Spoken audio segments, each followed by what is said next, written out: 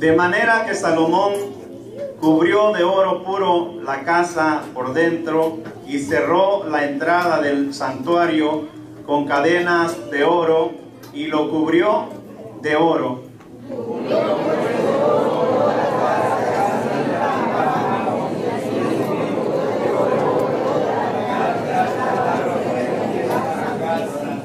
Amén. Tenga la bondad de sentarse. Le pido en el amor del Señor que por favor me ayude a reverenciar la palabra del Señor. He titulado el tema de esta noche, la historia de los dos templos. Quizás diga, pastor, ¿solo dos templos? Bueno, hay muchos templos. Pero en esta noche vamos a hablar de dos templos. Usted y yo hemos leído una parte muy importante del capítulo 6 del primer libro de los Reyes que resalta una importancia grande. Era la estructura y el diseño del templo conocido como la casa de Jehová. En el antiguo tiempo, la casa de Jehová, amados hermanos, no fue sino, hermanos, hasta 400 años o 480 años después de la partida del pueblo de Israel de Egipto. Eso lo podemos leer, hermanos, ¿verdad? Al principio del capítulo 6, pero estimé, hermanos, que usted también tenga su propia conclusión leyéndolo en su casa para que conozca realmente la historia. Definitivamente nunca podríamos pretender, hermanos, contar la historia de 480 años, ¿verdad?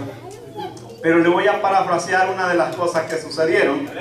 Desde la salida de Egipto, hermanos, hasta el cuarto año del reinado de Salomón, habían pasado aproximadamente un cálculo bastante afinado de 480 años de historia.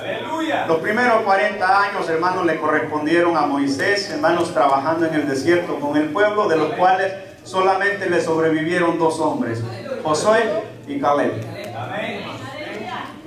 El mismo Moisés, hermanos, después de los 40 años, no pudo entrar en la tierra prometida.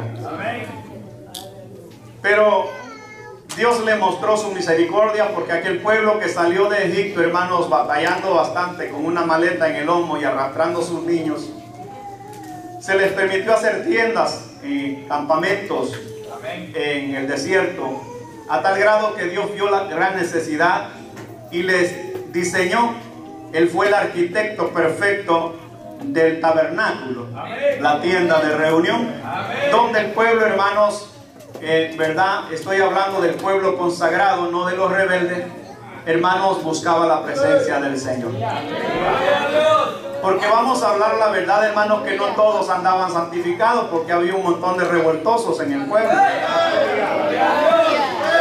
Solo para que tenga una pequeña idea de lo que sucedió en el tiempo de Moisés, que, hermanos, subieron 250 hombres, representantes cada uno de una familia, 250 familias, se las tragó viva la tierra por la rebelión de Coré, Datán y Abiram.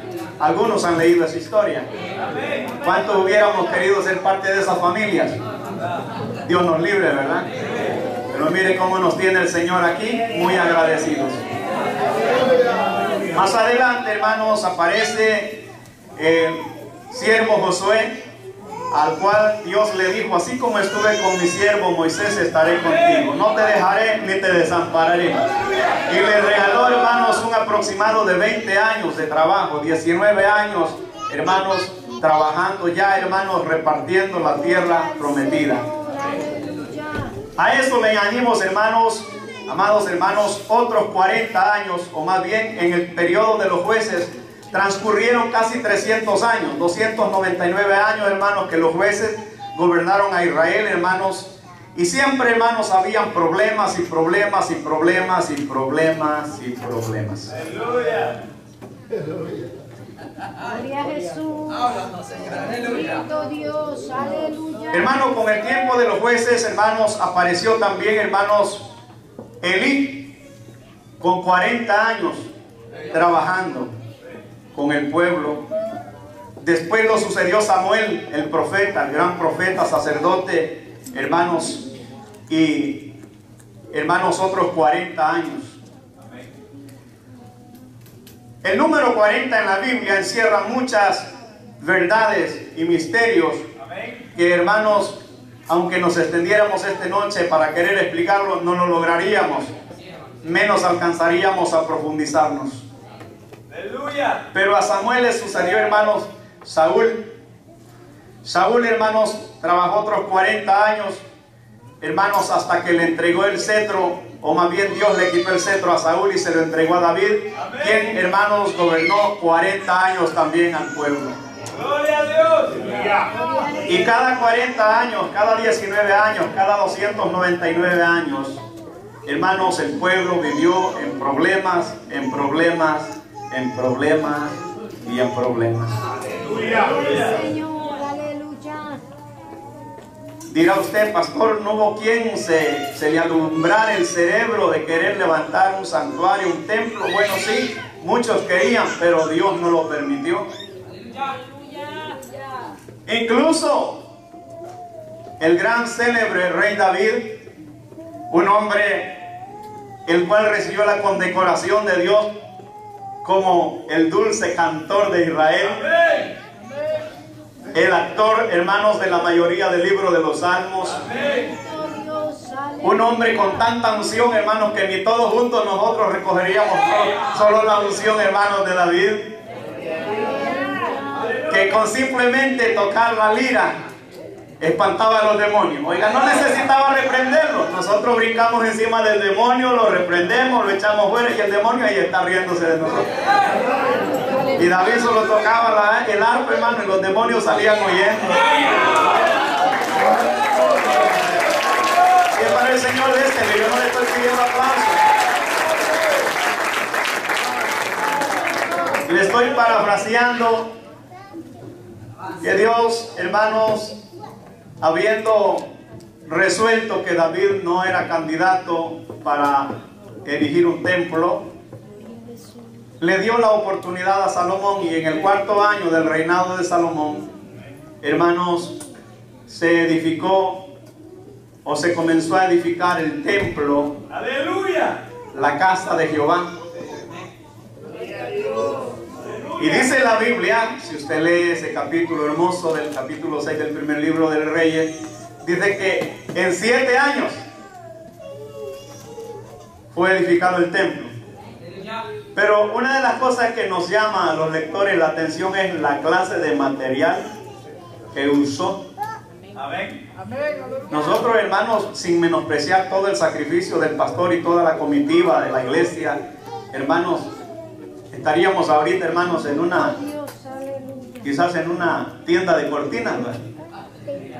Porque cuando usted lee el diseño, el material, el esfuerzo, incluso David, después de haber provisto todo lo que necesitaban para el templo, es más, Dios, hermanos, le permitió a David proponer en su corazón allá en el monte Moria, donde David edificó, hermanos, un altar y adoró a Jehová. Porque la gente piensa que Dios se manifestó solamente a Moisés en fuego, y se manifestó también en David. Por fuego se le manifestó. Y David propuso, como estaba diciendo nuestra hermana Jessica, Dios la bendiga, propuso en su corazón que en ese monte iba a levantarse la casa de Jehová.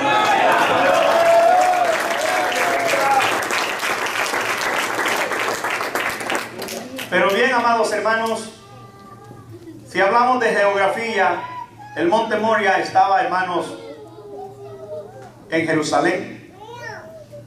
Y ahí, amados hermanos, se levantó una casa preciosa, una casa, hermanos, suntuosa. No existe, creo que no existe, ni hermanos, en la actualidad, para los que han ido a pasear a Dubái, ¿cómo se llama ese país o ese estado? Dubái, ¿cómo le llaman?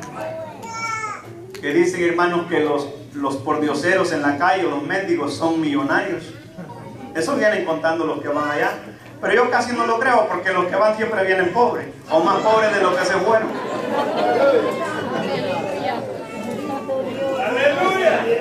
Pero cuando Salomón propuso en su corazón levantar el templo, hermanos, recibió directrices tan específicas que allí en la construcción de aquel templo no se oía una sierra, ni eléctrica ni manual, ni taladro, ni martillo.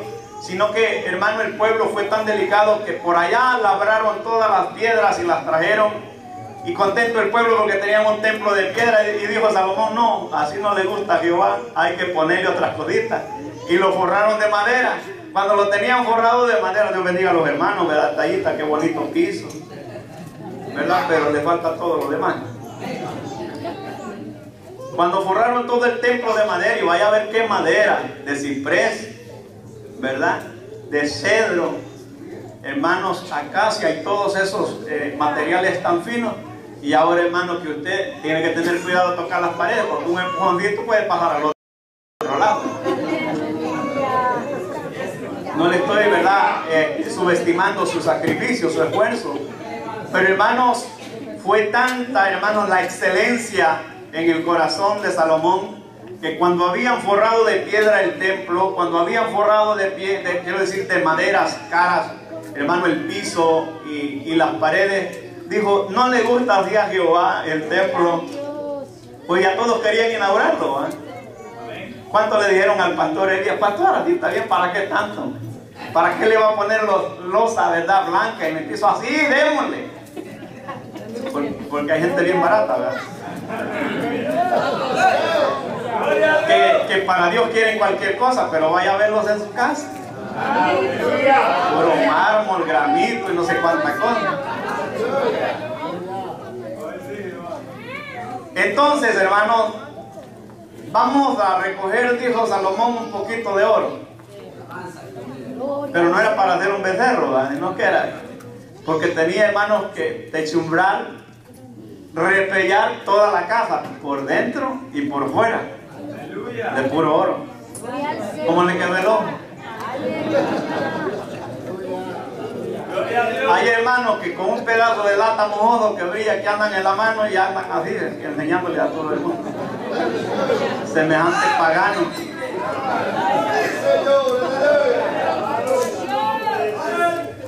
Y hermano, ¿por qué no se hacen templos de plata y de oro? Ni de bronce hacen ahora. Porque pues entonces no amanece nada. Es tan peligroso, apague un teléfono. Le dije más. Dios recibió la casa de adoración porque le había dado directrices. Pero para que no se esté riendo demasiado, vea el capítulo 6 en su versículo 1. Ahí nomás ya vamos a soltar esto. En el año 480, para que vea que no estoy inventando, después que los hijos de Israel salieron de Egipto, el 4º año del principio del reino de Salomón sobre Israel, en el mes de Sib, que es el mes segundo, comenzó él a edificar la casa de Jehová. ¿De quién era la casa, hermano? Dígalo otra vez, ¿de quién era la casa? Bueno, cuando un hermanito mal entendido, mal informado o mal formado le diga: hermano, siéntase como en tu casa, de allí, mire, hermanos, se descompone todo. No me apague el micrófono, tengo que terminar de predicar. Hermano, bienvenido, siéntase como en su casa. Ya el hermano viene bien ataviado, ¿verdad? Viene bien hermoso. Ya la otra semana ya viene con chancla. La otra semana viene con chores. Por último, en pijama quiere venir al culto, el ingrato.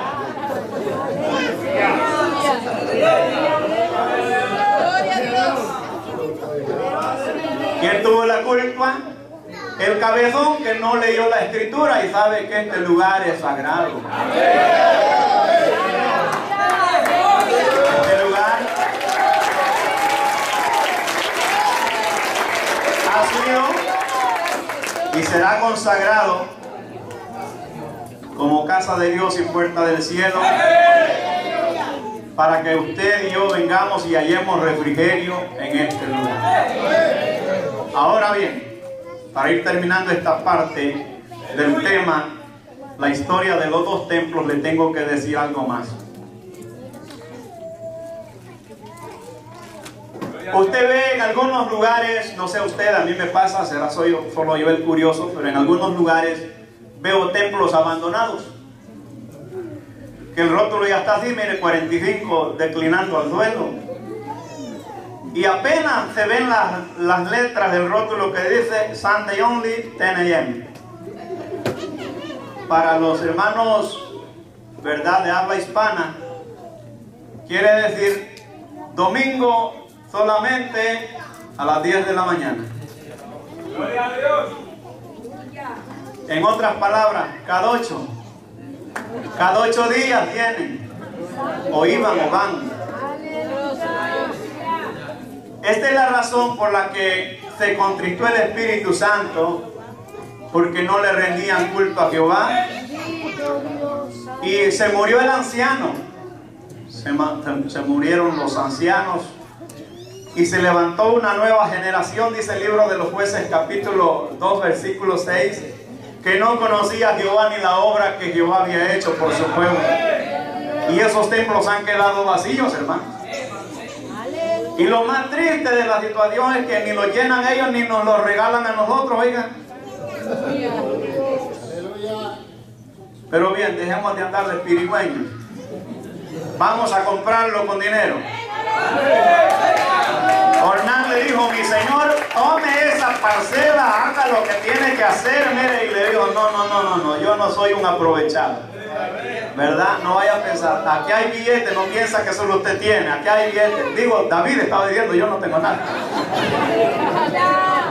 David le dijo: no le voy a ofrecer a Dios algo que no me cueste, porque hay gente que quiere ofrecerle a Dios lo que no es de él. Venga a nuestro templo, dice. Y el ingrato, toda la construcción pasó descarriado. Ya cuando dijeron que el pastor Elías estaba casi muerto y que los hermanos estaban casi velándolo, pero ya gracias a Dios el templo estaba casi terminado, comenzaron a asomar de por allá como Pedro, de lejos. Que Dios nos ayude, ¿va? No, hermano, hay que ser de verdad. Pero bien, no estoy regañando a nadie. Esto significa, hermanos, que ese lugar fue el lugar donde también Abraham había tratado de ofrecer a Isaac en holocausto, en sacrificio, en el monte Moria. Pero Abraham no era como muchos de nosotros que no conocemos ni siquiera qué significa la fe. Él iba a matar a su hijo de verdad. Prototipo y tipología de nuestro Salvador Jesucristo. Pero Dios, hermanos, no se lo permitió. Después, hermanos, en ese lugar Dios se mostró a David. Y después, hermanos, tiempo más tarde, Dios le permitió a Salomón edificar un hermoso templo. Y vaya usted a ver qué templo. He terminado con la primera parte del tema, los dos templos. Vamos a la segunda parte. Acompáñenme al Evangelio de San Juan, el apóstol amado. En su capítulo 2, ya nos vamos a ir. Tenemos que dejar un buen tiempo a la administración que tendrá a cargo de nuestro amado pastor anciano Tomás Martínez. ¡Aleluya! En su capítulo, hermanos, 2 y versículo 13 en adelante, hasta el 16. Aquí vamos a leer poquito. Y vamos a leer, lea usted con la vista y yo le grito por el micrófono. ¡Gloria a Dios! Estaba cerca la Pascua de los judíos y subió Jesús a Jerusalén y halló en el templo a los que vendían bueyes, ovejas y palomas y a los cambistas allí sentados, y haciendo un azote de cuerda echó fuera del templo a todos y las ovejas y los bueyes, y esparció las monedas de los cambistas y volcó las mesas, y dijo a los que vendían palomas: quitad de aquí esto y no hagáis de la casa de mi padre. Diga conmigo, iglesia, la casa de mi padre. A ver si vamos respetando eso. Y no hagáis de la casa de mi padre casa de mercado. Parémonos ahí. Gloria a Dios. Allá le dice al principio, hermanos, Dios a Salomón: si anduvieres en mis estatutos, en mis mandamientos, en mis ordenanzas, en mis decretos, si hicieres todo como yo te mando, en esta casa yo habitaré y estaré con el pueblo. Amén. ¿Todo está bien? Pero ya para el tiempo, hermanos, de Jesús, en el Evangelio de Juan registra que había perdido tanta importancia y tanto valor el templo o la casa de oración, como Jesús, ¿verdad?, la llamó, que es casa de oración. Será llamada para todos los pueblos. Y ellos la habían convertido en cueva de... Miren que usted sí sabe Biblia, ¿eh? Cueva de ladrones. Ahora, el templo en los tiempos de Jesús era también no un templo cualquiera, era un templo hermosísimo, de 3 niveles. Era un templo, hermanos, grandísimo. Tanto, hermanos, que estaba, hermanos, lo que se conoce como este lugar delicado, que es el lugar santísimo, donde no puede venir a brincar Jezabel. Gloria a Dios. Aleluya. Aleluya. Donde no puede venir, hermanos, ¿verdad?, a predicar el usurero. Gloria a Dios. Aleluya. Donde, como dijo el hermano Ronnie al principio, no se le permite a los propagandistas venir, hermanos, a ofrecer sus productos. Si va a comprar Jafra, vaya a comprarla a otro lado. Aquí ni se compra ni se vende. Por ahí gente, hermanos, que no tiene vergüenza y quiere usar la casa de oración como un mercado. Bendito Dios. Hermano, mire, Aleluya. traje de aquello que a usted le gusta, pero ahorita no puedo porque ese diácono no me quite el lente de encima, porque ya se dio cuenta que yo vengo a hacer casa de mercado. Y me alaba todavía, alábele, qué bonito le comenzó a alabar al principio. Tan bonito que íbamos y ya se está pagando el vuelo. Gloria al Señor. Aleluya. Pues se supone que tenían que tener un lugar aparte, un mercado aparte para vender los bueyes, las ovejas, las palomas y todo lo que tendría que ser sacrificado en el templo, porque había un lugar designado para sacrificar. Pero los comerciantes se iban acercando poquito a poco, y cuando acordaron, hermanos, ya estaban adentro. Dice que estaban en el recinto. El recinto, hermano, era una especie de, es como allá atrás de donde están los sugieres, ahí, ¿verdad? Una especie de corredor alrededor de todo el templo. Y ahí venían y ponían sus puestos, hermano. Y allí, hermanos, decían, palomas, bueyes, ovejas. ¿Y a quién vendía más barato?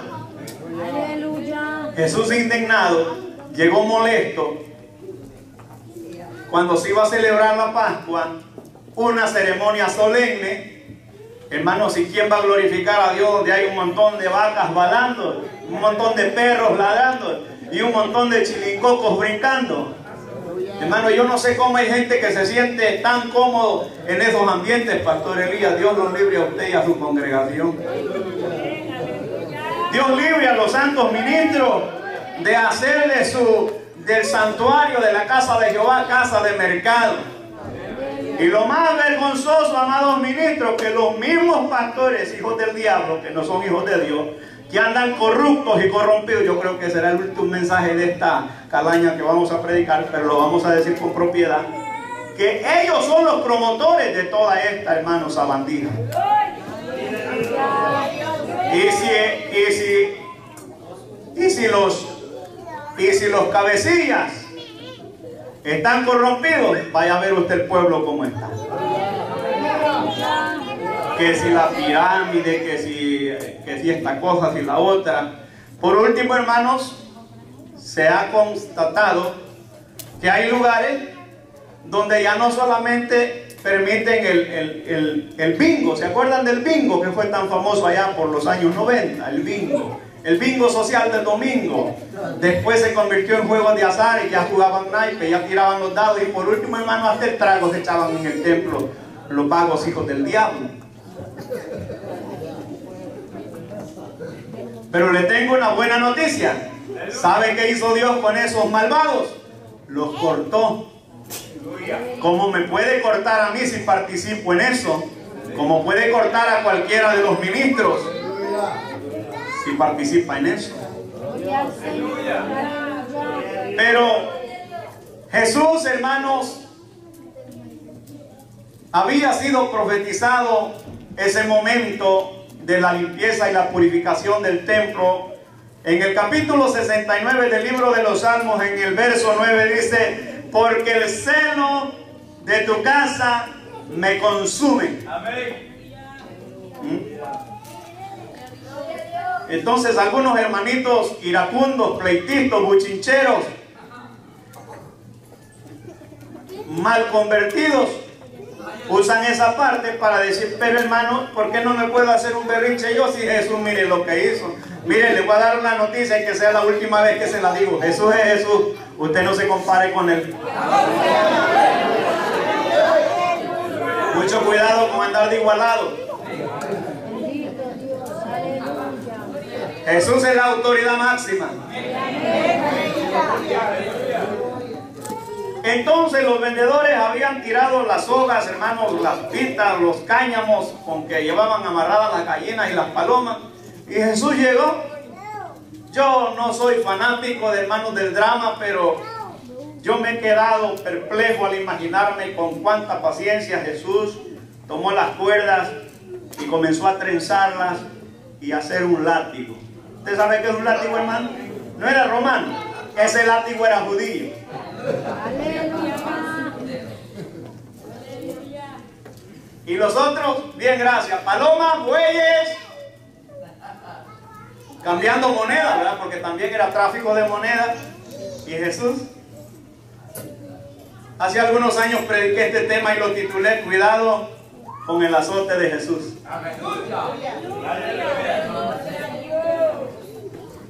Y aquellos hermanos no lo reconocieron, no sintieron la presencia del Mesías, no sintieron, hermanos, ninguna reprensión. Y comenzó Jesús a agarrar el látigo. ¡Cuac! Del primero. Me imagino el brinco que le sacó. Si ha de haber subido en el buey del brinco que sacó. Y comenzó a volcar las mesas y a tirar las monedas y a dejar que las palomas volaran libremente.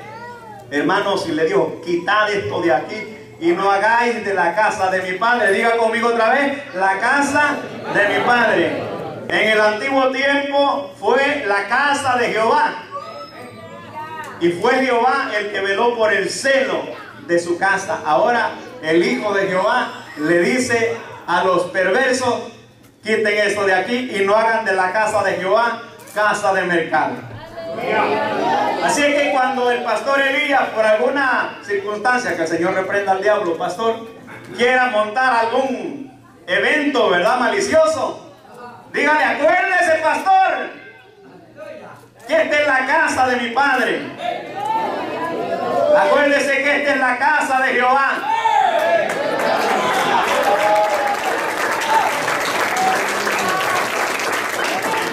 Y si el sacerdote insiste en hacer maldades y corromper al pueblo, sacúdase las chanclas y váyase rápido y salga de en medio de ellos y no toque lo inmundo, para que usted no sea partícipe también con ellos en el pacto.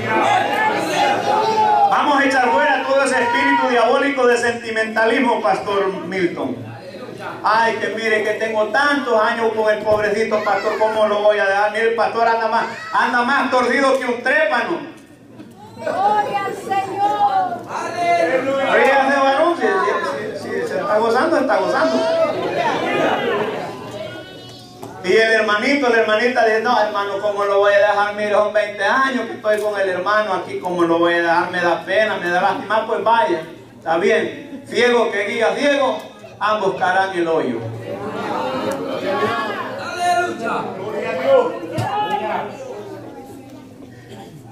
El uso que hacemos de la casa de oración debe ser, hermanos, efectivo.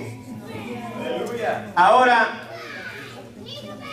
aquellos que perdieron las vacas, perdieron los bueyes, perdieron las palomas y las ovejas, se pusieron airados, rascándose la cabeza, le dijeron: ya que haces esto, ¿qué señal nos muestras? de lo que hace. Jesús les habló, hermanos, en misterio y les dijo: destruyan este templo y en 3 días lo voy a edificar. Imagínense la carcajada que se han de haber pegado a aquellos que conocían que habían muerto un montón de Herodes y no habían terminado el templo, hermano. Y le dijeron: 46 años llevamos construyendo este templo y no lo hemos terminado. Y tú dices que en 3 días lo vas a levantar. Pero los que han leído la Biblia saben bien que él hablaba del templo de su cuerpo. Él se estaba profetizando a sí mismo de la manera que iba a morir. Así que no se preocupe tanto, ¿verdad? No se preocupe mucho porque se malogren las paredes, que se enmojezcan las losillas. Preocúpese mucho que el templo y morada del Espíritu Santo no se le esté oxidando, no se le esté llenando de telaraña.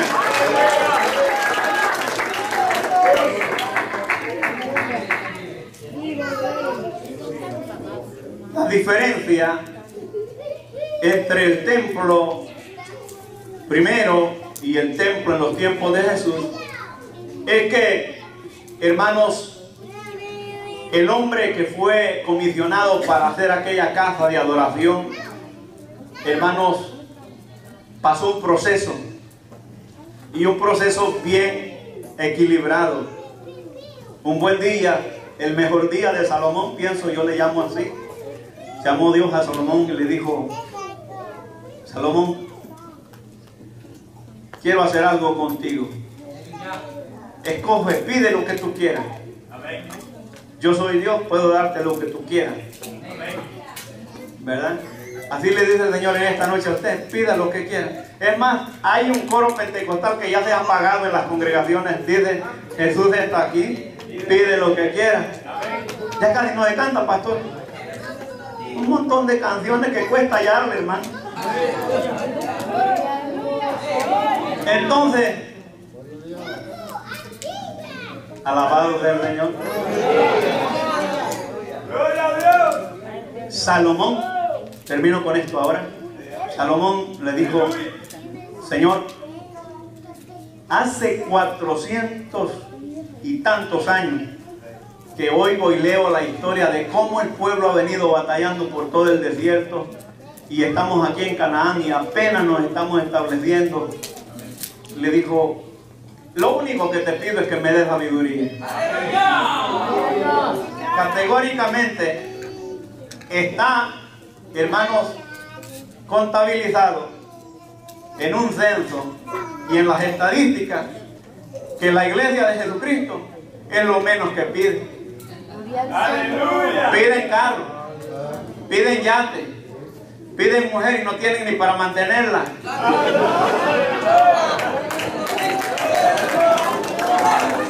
Mejor vuelvo al campo. Piden todo, pero no piden sabiduría. Hasta que ya se quebraron los dientes y están sin placa, entonces están llorándole a Dios: Señor, dame sabiduría. ¿Para qué? Y ahora ya está hecho triza.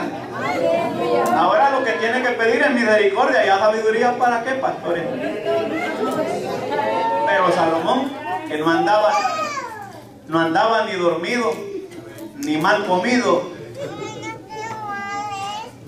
le dijo: no, dame sabiduría, porque ¿quién puede gobernar este pueblo sin la sabiduría que tú le das? Mire,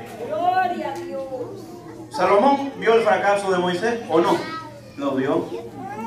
Vio el fracaso, hermano, de Josué. Vio el fracaso de Elí. Qué fracaso, ¿verdad? Fracasazo, diría yo. Vio el fracaso de los jueces, hermano, que cambiaban jueces como cambiar alcalde de Chilanga todos los años. ¿Ven? Y no mejoraba nada. Y viendo todas esas tragedias, dijo: dame sabiduría. ¿Y saben ustedes qué le dio? Eso, sabiduría. Si nosotros pidiéramos sabiduría, hermano, no le cuento porque se va a poner a llorar. Que Dios le bendiga. Dejamos al pastor Tomás con nosotros.